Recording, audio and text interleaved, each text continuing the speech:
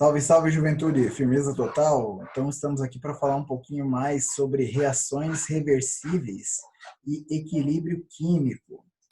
Então, vamos lá. Em uma reação química, os reagentes se transformam em produtos, né? Essa é a lógica que a gente aprendeu até agora, né? Mas, será que seria possível regenerar os reagentes a partir da reação entre os produtos?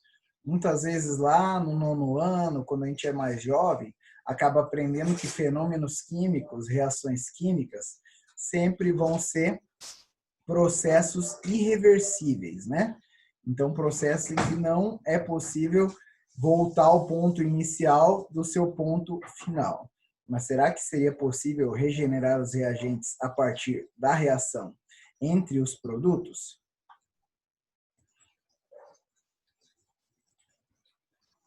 Então, no caso, é possível para algumas reações, para outras reações não é possível. Essas reações aqui, não é possível você regenerar os produtos, os reagentes a partir dos produtos, a gente chama de reações irreversíveis, ou também reações completas. Então, quando você observar lá uma representação de uma reação química irreversível, ela sempre só vai ter uma flechinha, né? Então, ela vai ser lá, por exemplo, uma reação de combustão, como a gente escreveu aqui, ó, pode ser, por exemplo, lá a combustão do etanol, C2H5OH. Lembra lá que combustão completa sempre é uma reação entre um combustível e o oxigênio, né? Então, aqui, o etanol reage com o oxigênio. E combustão completa, vamos colocar aqui a reação de combustão completa. O produto da combustão completa sempre é CO2 e água. Beleza?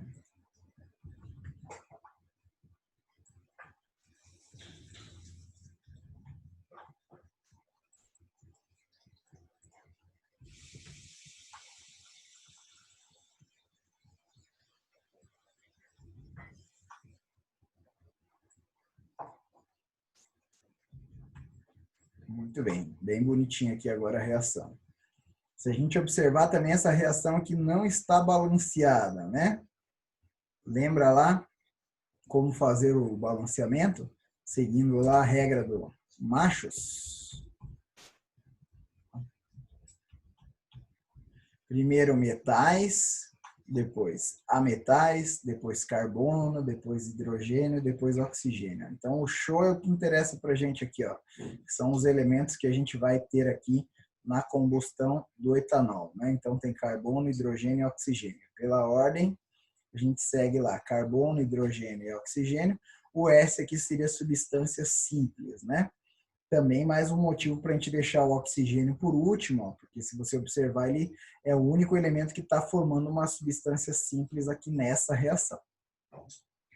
Beleza? Então, a gente começaria pelo carbono. Ó.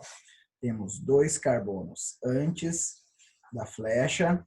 Precisamos de 2 carbonos aqui depois da flecha.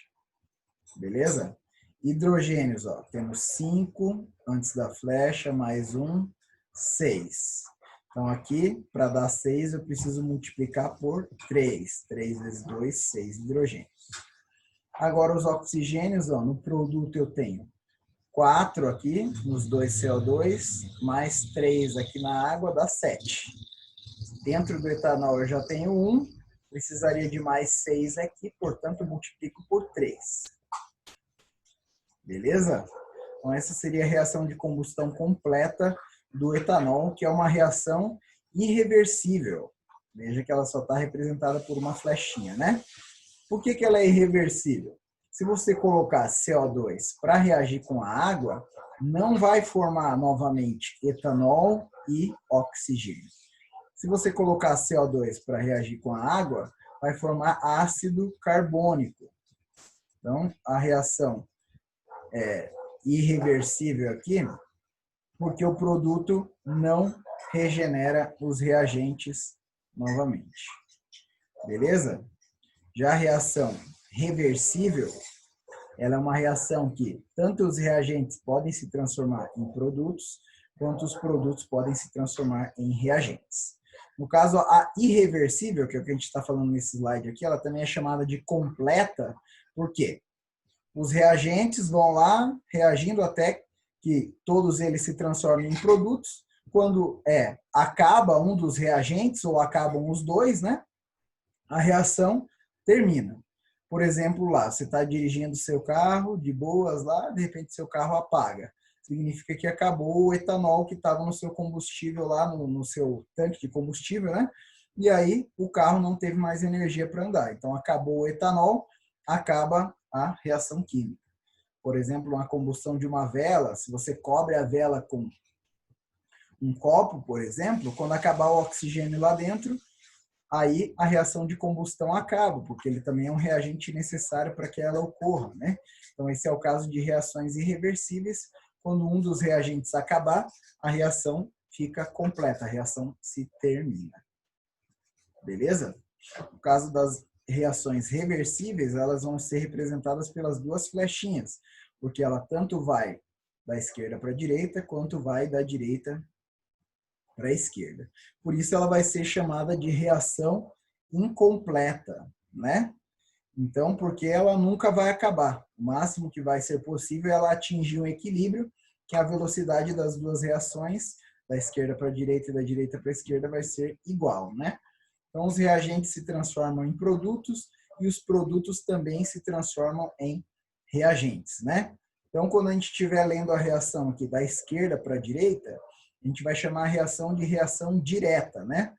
Quando os reagentes se transformam em produtos, a gente chama ela de reação direta. Beleza? Quando os produtos estão se transformando em reagentes, a gente vai chamar ela de reação inversa. Então, exemplos clássicos aí de reações reversíveis são as reações de neutralização ou de hidrólise salina. Por exemplo, aqui, ó.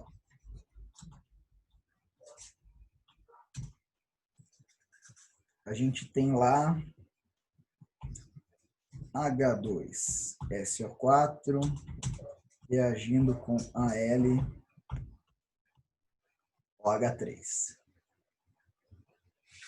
Beleza? Então, aqui a gente tem um ácido, né? Seria o ácido sulfúrico. Vou colocar a flecha aqui.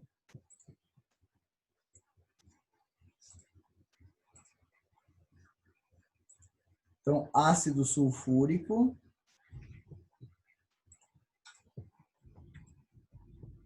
H2SO4 reagindo com hidróxido de alumínio. Beleza? Para fazer o balanceamento dessas reações aqui, como ela é uma reação de ácido-base, neutralização, o H do ácido é neutralizado pelo OH da base, né? Então, o número deles tem que ser igual para que ela seja uma neutralização total, né? Então, o macetezinho é o seguinte, ó, pega o número de OHs, coloca na frente do ácido, pega o número de Hs, coloca na frente da base. Beleza? Então, agora a gente tem, ó, 6 Hs reagindo com 6 OHs, eles vão formar 6 H2O. Se você tem um H se juntando com um OH, você forma uma água. Se você tiver 6 Hs se juntando com 6 OHs, aí você vai formar 6 águas. Beleza?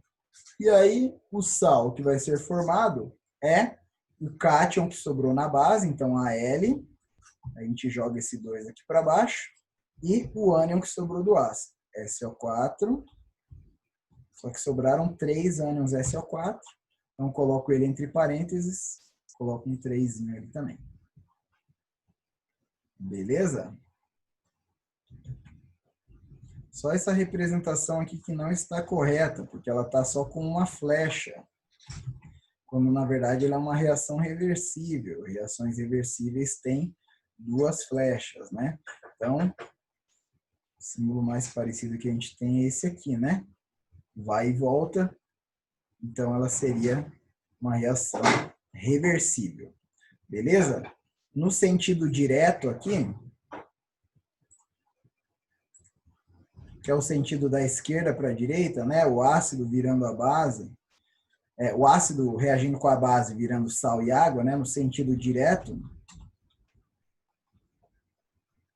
ela é chamada de neutralização total.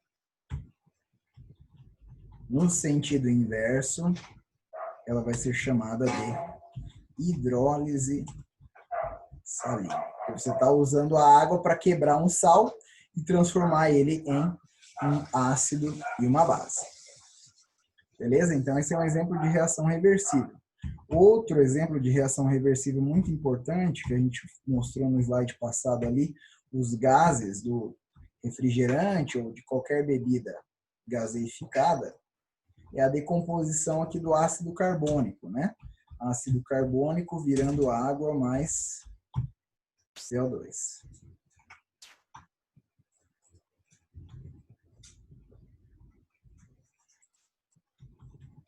Beleza? Então, essa aqui também é uma reação reversível. É a reação que acontece lá na produção de refrigerantes. Quando você produz um refrigerante, existe uma máquina que vai fazer a injeção do CO2, que é a carbonatadora. Ela vai fazer o processo de carbonatação. Então, ela vai fazer o sentido inverso dessa reação. Colocar o CO2 em contato com a água para que ele se transforme em ácido carbônico lá dentro do refrigerante. E aí, a embalagem é fechadinha para que exista uma pressão que favoreça o ácido carbônico ficar na sua forma de H2CO3 e não se decompor em água e CO2. Quando você abre a garrafa do refrigerante, aí a pressão diminui e a reação natural que vai ocorrer aqui é a decomposição do ácido carbônico em água e CO2. Água e CO2 são mais estáveis do que o ácido carbônico, portanto, em situações naturais, a tendência é que essa reação ocorra no sentido direto. Mas a indústria utiliza lá seus equipamentos para fazer a reação ocorrer no sentido inverso, fazendo a carbonatação do refrigerante. Beleza? Então, como as reações reversíveis são chamadas de incompletas, né? Elas nunca acabam, o máximo que vai acontecer é um equilíbrio, né? Mesmo que você tire dos reagentes ou dos produtos. Para que esse equilíbrio ocorra, existem algumas condições, né? A reação tem que ser reversível, logicamente. O sistema tem que ser fechado para não ocorrer perdas. Então, o que seria um sistema fechado? Seria um sistema onde há apenas troca de energia com o exterior. Existem 3 tipos de sistemas, né? O sistema aberto, que possibilita a troca de matéria e energia com o exterior. Então, por exemplo, aqui é um copo de água aberto. Ele vai ter a sua temperatura, né, influenciada pela temperatura ambiente, então ele vai trocar energia com o exterior, né? Se o exterior estiver mais quente que ele vai absorver esse calor. Se o exterior estiver mais frio do que ele vai perder calor, né? E também permite troca de matéria, porque como o copo está aberto e a água é uma substância volátil, né?